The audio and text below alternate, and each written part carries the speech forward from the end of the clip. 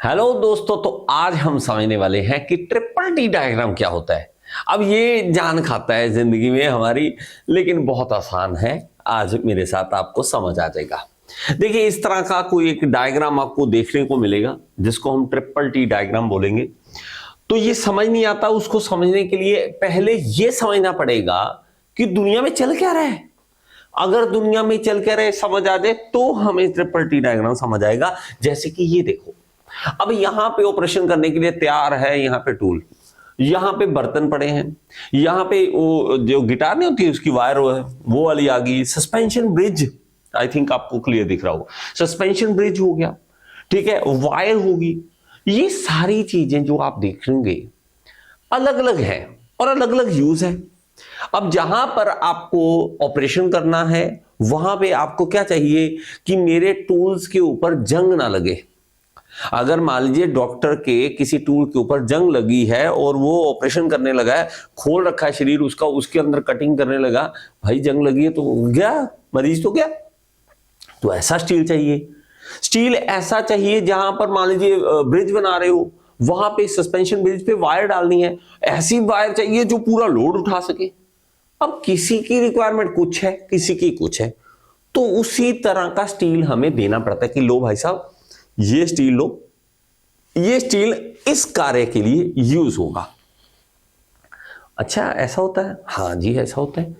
तो स्टील ऐसे नहीं कि हमने देखा स्टील है, ओके स्टील भाई साहब आप इसके ऊपर पीएचडी कर लो, स्टील इतने तरह की है, पागल हो जाओगे, इतने तरह का स्टील है। लेकिन हमें पागल नहीं होना, ठीक है। तो हमें कुछ कुछ स्टील हमें पढ़ा देते हैं कि भाई साहब इतने से स्टील पढ़ लो, इससे ज्यादा आपको पढ़ने की जरूरत नहीं पड़ेगी। पहली बात कि ट्रिपल टी डायग्राम जो है उसका नाम क्या है, वो है टाइम टेम्परेचर ट्रांसफॉर्मेशन। ये नाम है, पहले तो नाम सुन लो, नाम सुनते हैं तो आगे क्लियर हो जाता है। अब देखो, अगर आपने आयरन कार्बन डायग्राम वीडियो नहीं देखा तो पहले वो देख लीजिए ताकि आपको पता लगे कि होता क्या है। क्योंकि स्टील बनता है आयरन और कार्बन के मिक्सचर से, और अब जो स्टील बना है उसकी वैरायटी बनती है। और देखिए हम क्या करते हैं, देखिए आयरन कार्बन डायग्राम में भी आपने समझा था कुछ चीजों को, उस चीजों को मैं समझाऊंगा आपको, फिर आप थोड़ा सा चीजों को समझ सकते हैं कि ये क्या होता है। अब हमने आयरन कार्बन डायग्राम, मैं ये मान के चल रहा हूं कि आपने आयरन कार्बन डायग्राम समझा हुआ है, तभी आपको ये समझ आएगा, नहीं तो नहीं समझ आएगा। आपको एक चीज देखने को मिलती है, एक बहुत ही खास, वो है क्या कि यहां पे ऑस्टेनाइट फेज होता है, यहां पर एक ऑस्टेनाइट फेज होता है जो हम आयरन कार्बन डायग्राम में देखते हैं। अब अगर मेरे पास गामा जो ऑस्टेनाइट है, अगर मेरे पास यहां पर है, स्टील हमने बना लिया, ऑस्टेनाइट उसका फेज था, लेकिन हमने उसको अब ठंडा करना है, और ठंडा करना एक बहुत ही शानदार कला है। ठंडा करना, ऑस्टेनाइट को ठंडा करना कला है एक बहुत अच्छे तरीके की, और उससे हमें अलग अलग तरह के स्टील मिल सकते हैं कि ठंडा आप धीरे धीरे ठंडा कर रहे हो, आप अचानक से ठंडा कर रहे हो, आप फर्नेस के अंदर ही ठंडा कर रहे हो, किस तरह से ठंडा कर रहे हो उसके मुताबिक आपको स्टील मिलेगा। थोड़ा समझ आया या नहीं? अब आपको थोड़ी सी और समझाता हूं। देखो, मैं आपको एक चीज एग्जांपल देता हूं, उससे आपको चीज समझ आ जाएगी, फिर आपको बातें समझ आएगी। देखो, आपने सबने चाय तो पी है भाई, सब चाय बनाते हैं। चाय जब बनाते हो ना, तो आप करते क्या हो, एक बार आप चाय को गर्म करते हो, फिर एक बार अगर मान लीजिए चाय गर्म की, ठीक है, ऊपर आई, हमने जल दी, चाय कच्ची सी रहती है, मजा नहीं आता। हम क्या करते हैं, थोड़ा पकाते हैं चाय को। हम क्या करेंगे, पहले बॉयल हो जाएगी चाय, ऊपर आ जाएगी, फिर स्लो कर देंगे गैस को। गैस को जब स्लो करेंगे वो धीरे धीरे पकेगी चाय, उसकी ट्रांसफॉर्मेशन होगी विद द टाइम। टाइम के साथ ट्रांसफॉर्मेशन होती है। टाइम बीतता है, उसी टेम्परेचर के ऊपर होल्ड करके रखते हैं चाय को एक टेम्परेचर पे होल्ड करके रखते हैं, कम कर देते हैं ना, क्योंकि जितनी हीट हम डाल रहे हैं उतनी हीट बाहर निकली है, तो एक प्रॉपर एक टेम्परेचर है जहां पे होल्ड हो गया, तो वहां धीरे धीरे चलती रहती चाय। फिर हम कहते हैं अब पिए चाय, मजा आ जाता है चाय, ठीक है। दोस्तों के साथ बैठ के एक चाय पीनी, ठीक है, वो अलग ही स्वाद मजा होता है हॉस्टल का, ठीक है। चलिए, अब हमने समझ लिया कि हाँ, ट्रांसफॉर्मेशन किया जा सकता है। और ये ट्रांसफॉर्मेशन किचन में सबसे ज्यादा यूज होता है। आप देखना मम्मी सबसे ज्यादा यूज करती है ट्रांसफॉर्मेशन टाइम के साथ। चावल कितनी देर पकाने हैं, दाल कितनी देर पकानी है, राजमा कितनी देर पकाने हैं, उनको सब पता है। हमें नहीं पता होता। चलो अब हमें क्या पता है, हमें ये पता है कि हमने जो स्टील है हमारे पास गर्मा गर्म स्टील है, ऑस्टेनाइट फेज है, उसको हमें ठंडा करना है। उसको जब ठंडा करेंगे तो कितनी देर किस टेम्परेचर पर होल्ड करें कि अलग तरह का स्टील मिल जाए, उसी को हम क्या कहेंगे, जो ट्रिपल टी डायग्राम बोलेंगे, इसी को बोलेंगे। अब हम समझते हैं कि ट्रिपल टी डायग्राम होता क्या है। देखो एक और बात आपको पता होना चाहिए, एक देखो हम प्रॉब्लम ये है कि माइक्रोस्कोप में हम कभी देखा तो है नहीं कभी स्टील को, इसलिए सबसे बड़ी प्रॉब्लम आती है। जब आप किसी स्टील को देख लो, उसके माइक्रोस्ट्रक्चर को देख लो कि हमारा माइक्रोस्ट्रक्चर है कैसा स्टील का, तब ज्यादा मजा आता है चीजों को समझने में। लेकिन हमने माइक्रोस्कोप में भाई साहब कभी झांका ही नहीं, तो हम कैसे पता कर सकते हैं। है हमारे पास यहां देखिए 723 डिग्री सेंटीग्रेड, कहीं पे 727 लिखा होता है, 23 लिखा होता है, आसपास आप यह लगा देखिए। तो इससे नीचे अगर हम देखते हैं कि इससे नीचे अगर आते हैं, ऑस्टेनाइट से नीचे हम आते हैं इस तरह से, तो इस एक टेम्परेचर है जिसको अगर हम नीचे आए तो हमारा जो है क्रिस्टल चेंज हो जाते हैं, रिक्रिस्टलाइजेशन हो जाता है। ऑस्टेनाइट जो है वो अब अपना क्रिस्टल चेंज करता है, ये हमारा एक टेम्परेचर होता है। तो हम जो मेन स्टार्टिंग करेंगे वो 727 के ऊपर वाले टेम्परेचर वाला लेंगे, उसको ठंडा करेंगे ऑस्टेनाइट को। अब मेरे पास होगा क्या, इस चीज को आप ध्यान से सुनना, फिर आपको चीज समझ आ जाएगी कि मैं क्या क्या चीजें आपको समझाना चाहता हूं। देखिए मेरे पास है, मान लीजिए यहां पे एक गर्म लोहा है, गर्म स्टील है, ऑस्टेनाइट फेज में है, 800 डिग्री पे है। अब मैंने क्या किया, उसको किया ठंडा, उसको क्या किया, ठंडा किया। ठंडा करते करते करते करते करते करते मैं यहां पर पहुंचा, और मैंने किया भी, अब मैं यहां पर पहुंच गया और मैंने क्या कहा, मैं कहता हूं यार इसको ना अब इसी टेम्परेचर पर होल्ड करते हैं। मान लीजिए 700 के आसपास टेम्परेचर है और इस टेम्परेचर पर होल्ड करते हैं। अगर हम होल्ड करेंगे, करते करते हम देखेंगे कि अचानक से उसके अंदर ट्रांसफॉर्मेशन आनी शुरू हो गई और उसके क्रिस्टल बदलने स्टार्ट हो गए, ऑस्टेनाइट फेज बदलने स्टार्ट हो गया, ऑस्टेनाइट कुछ और ही बनना स्टार्ट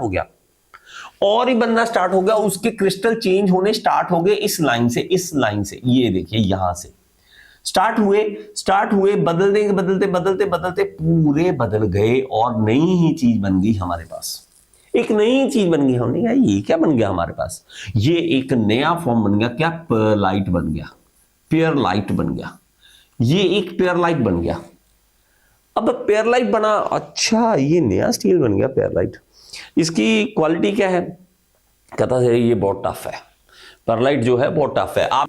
आप इसको ऐसी जगह यूज करो जहां पे सस्पेंशन ब्रिज है, मान लीजिए वहां पे आप इसको यूज करो।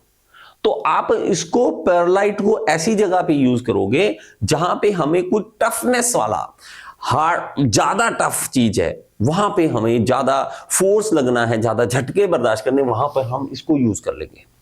अब इसमें भी अलग अलग तरह के ग्रेन्स बनेंगे।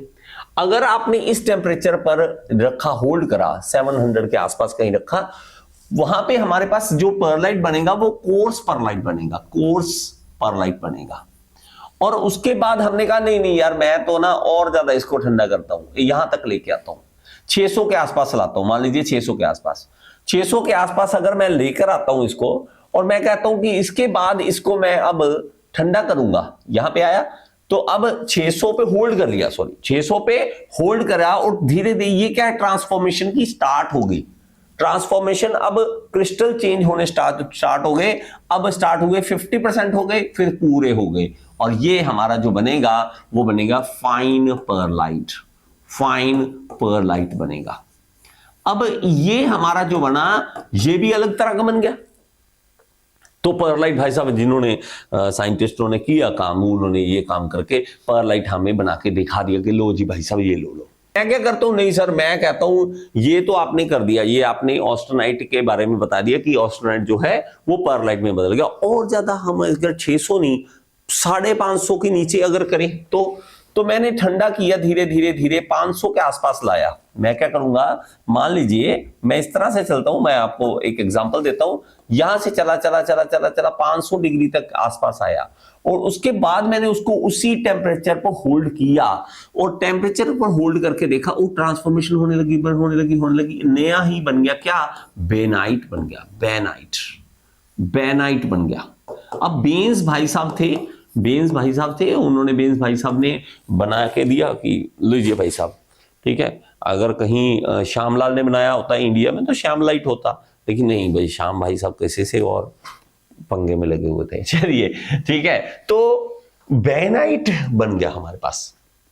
तो यहां से परलाइट, फिर बेनाइट बन गया। अब कहते हैं अच्छा ऐसा हो गया, अगर मैं इसको अचानक से ठंडा कर दूं, ये हमने धीरे धीरे ठंडा किया, अचानक से अगर ठंडा कर दूं तो मैंने ना जल्दी से ठंडा कर दिया, जल्दी से ठंडा कर दिया, तो ये मार्टनसाइट बन गया। क्या बन गया? मार्टनसाइट। देखो क्वेंचिंग कहते हैं इसे, जब हम अचानक से किसी पानी में, ऑयल में गर्मा गर्म स्टील को फेंक दें, बस जल्दी से ठंडा हो गया, तो वहां पर अचानक से एक बहुत ही हार्ड उसका माइक्रोस्ट्रक्चर मिलेगा, जिसको हम मार्टनसाइट बोलेंगे। और इस मार्टनसाइट की खासियत ये है कि यहां पे ये देखो, इसको अगर देखेंगे तो मार्टनसाइट बनना स्टार्ट हुआ और यहां 50% बन गया, और फिर यहां पे खत्म हो गया पूरा का 90%, अगर कहें 90% हमारा मार्टनसाइट बन गया। तो ये अगर आप देखोगे, इसमें होल्ड करने की जरूरत नहीं है, हमारे पे टाइम नहीं लगेगा, उस टाइम पे नहीं लगेगा इसमें, और इसमें ये डिफरेंस है। मार्टनसाइट में अगर देखोगे इस तरह से कर्व है, ये जो कर्व आपको दिख रही होगी, ये वाली कर्व है जो ये वाली, ये मार्टनसाइट की है। यहां से नीचे मार्टनसाइट स्टार्ट हो गया और यहां तक 90% मार्टनसाइट बन चुका है। तो ये मार्टनसाइट इस तरफ हम देखेंगे, इस तरफ देखेंगे, और लेकिन मार्टनसाइट बहुत ही हार्ड होता है। देखोगे तो हार्डनेस लगातार बढ़ती जाती है। परलाइट की हार्डनेस कम है, फिर उसके बाद थोड़ी बढ़ जाती है, उसके बाद और बढ़ जाती है, मार्टनसाइट की सबसे ज्यादा हार्डनेस हो जाती है। मार्टनसाइट की हमारे पास सबसे ज्यादा हार्डनेस हो जाती है। इसमें अगर आप देखोगे तो हमारे पास एक्सेस कौन से है? ये है टेम्परेचर वाले एक्सेस, ये है टाइम वाले एक्सेस, कि टाइम कितना है, सेकंड्स में टाइम कितना है। अगर आप ध्यान से देखोगे तो ये सिर्फ 1 सेकंड है, 1 सेकंड ही लगेगा। ये देखो, आपने ठंडा किया और 1 सेकंड बाद यहां पर आओगे तो ये ट्रांसफॉर्मेशन स्टार्ट हो जाएगी। तो हमारा टेम्परेचर भी आ गया और टाइम भी आ गया और ट्रांसफॉर्मेशन भी होने लगी। इसीलिए इसको ट्रिपल टी डायग्राम बोल देते हैं। तो हमारा टाइम आपने यहां से देखना है, टेम्परेचर आपने यहां से देखना है।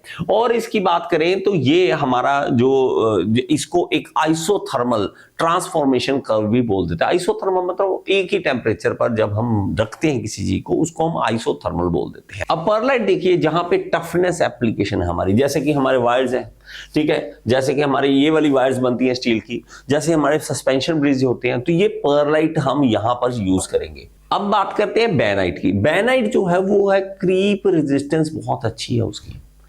जहां पर हमें अब क्रीप क्या होता है? क्रीप होता है भाई साहब, जब हम हाई टेम्परेचर पर लगातार किसी के ऊपर लोड लगा कर रखें तो उसको हम क्या कहते हैं कि स्लो डिफॉर्मेशन उसकी होने लग जाती है, उसको हम क्रीप बोल देते हैं।